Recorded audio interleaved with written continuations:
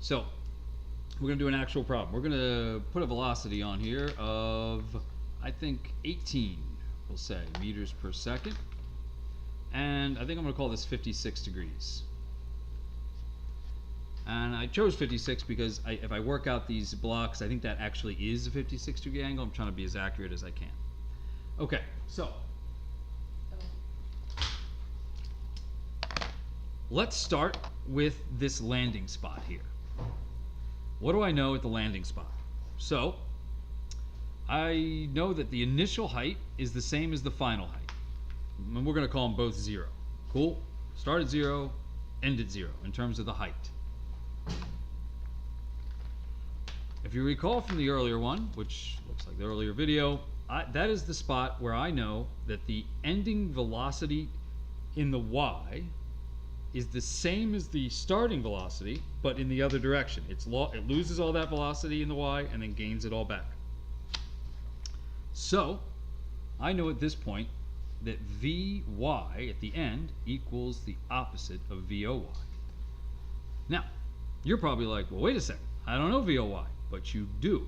In fact, the first thing we should have really done is taken care of that, because I have the original velocity, I have the angle.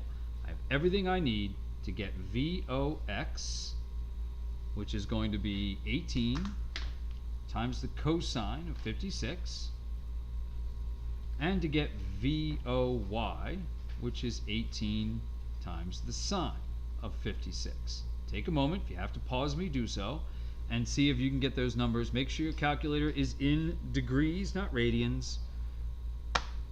If your calculator is like this one, you're going to do 18 times, you're going to put in the angle, hit cosine in this case, wait, that's not your answer, don't write it down, hit equals, that's your answer.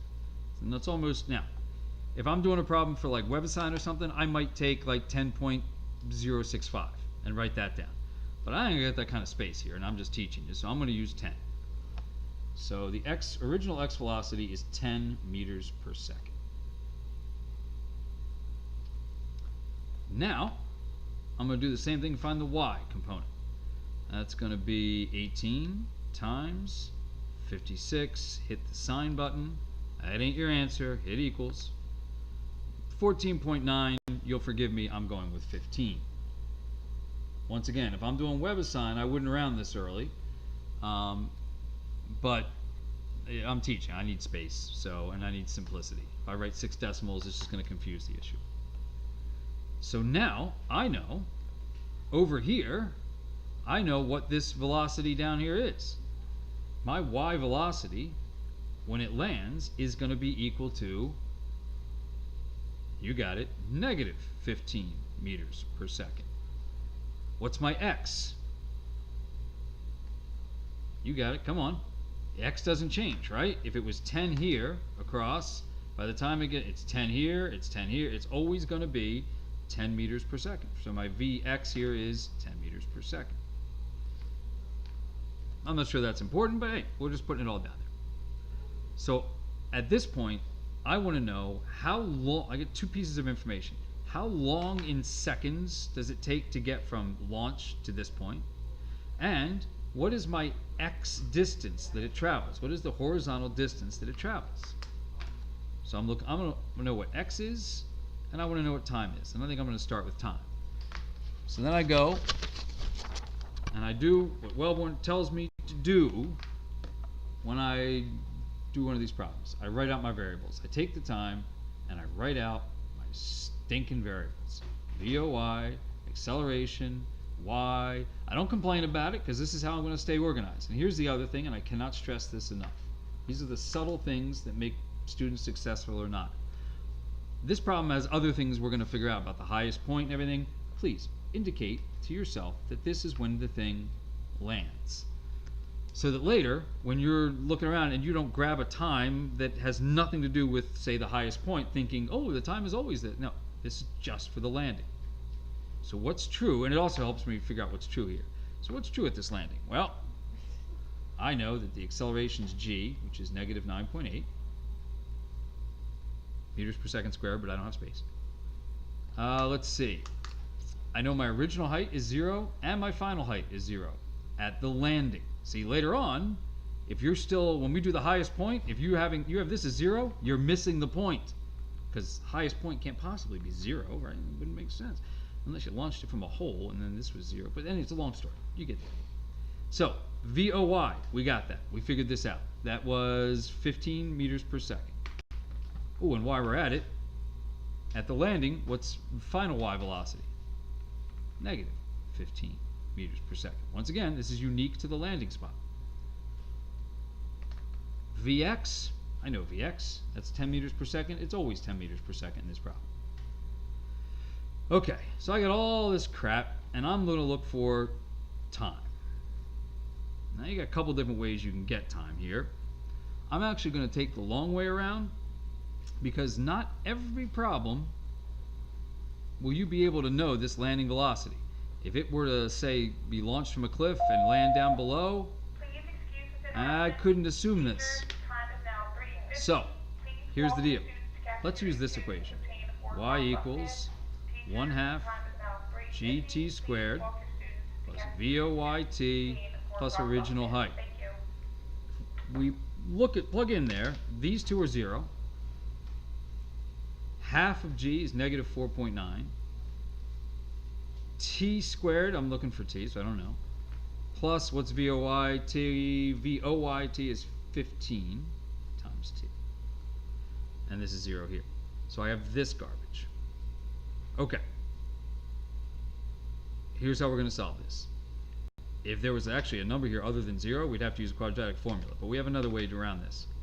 You guys have heard about distribution. Well, we're going to do the reverse of distribution. I like to call it reverse distribution because math people call it factoring, and nobody knows what that is. So we're going to reverse distribute. There is a t in both of these. We're going to take that t and we're going to move it outside. And what's left over? Well, if I remove a t from here, I have negative 4.9. I still have another t left because it was squared. Here, I just have a plus 15. Now, ladies and gentlemen, here's what you know. If you got a number, this t, whatever the number is, times another number, that's all this is, and they make 0, one of them, maybe both of them, but at least one of them has to be 0. So what we say is t could be 0, or this garbage could be 0.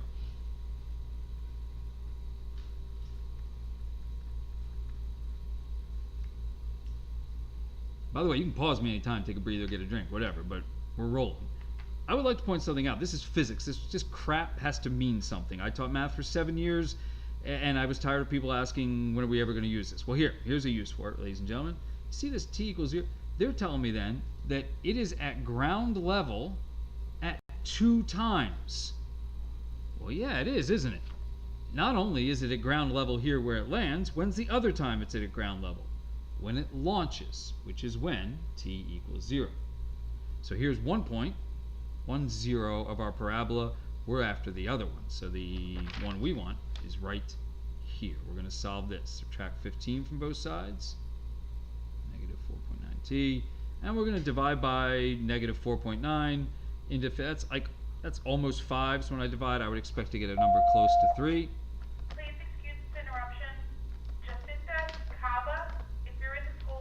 And we'll call it 3.06 seconds equals t.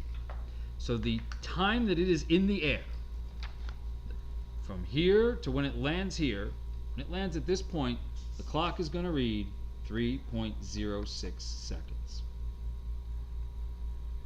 So your first step, I think, setting this up is after you get the basic information, is to figure out how long it takes to go through the air.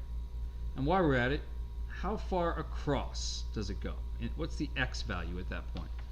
Well, we're still over here at the landing, but now we're going to look at x. And there is only one equation in the x. X equals the x velocity times time. That's it. No choosing of equations here. The only one equation. And I want to know how far it goes at the landing. Its x velocity is 10 meters per second. And I just figured out that it takes 3.06 seconds to get there. And that's going to be 30.6 meters. I'm going to write just 30 meters if you don't mind. I could go 31. I'm just going to go 30 meters. approximately. So I now know, this is why the diagram helps too, that my position here is 30 meters across from here to here. So I'm going to set you loose on this one. I may pause a bit, I may end the video and let you figure this out, but what do you know now about the highest point? Well, at the highest point, by symmetry, if it's, say for example, if it takes 3 seconds to go from there to here, it must take about 1.5 seconds to get to the highest point, halfway. Also, the x, the horizontal distance it travels from where it launches to right underneath the highest point, that x has to be about 15 meters. Once again, I'm rounding a little bit. And so those two pieces of information, plus the fact that at the highest point, the y velocity has to be 0, is plenty to figure out the location of the highest point. So let's go y equals, not y, vy equals 0 meters per second. And we can take care of the highest point. So we have start, highest, end. Now what about a point in here and a point in here? Here's my suggestion. Pick a time. Any time between 1.5 seconds and 3 seconds. You could pick 2 seconds, right? In here. And maybe 1 second over here. So somewhere in here, I know that looks like it's an X, but like pick a time of 1 second and 2 seconds, plot, find out where, plug it into your equations with your time and find out where it is, and you will be able to get those 2 points in between. So just pick times that are within, that make sense. So there's my suggestions. Good luck and Godspeed.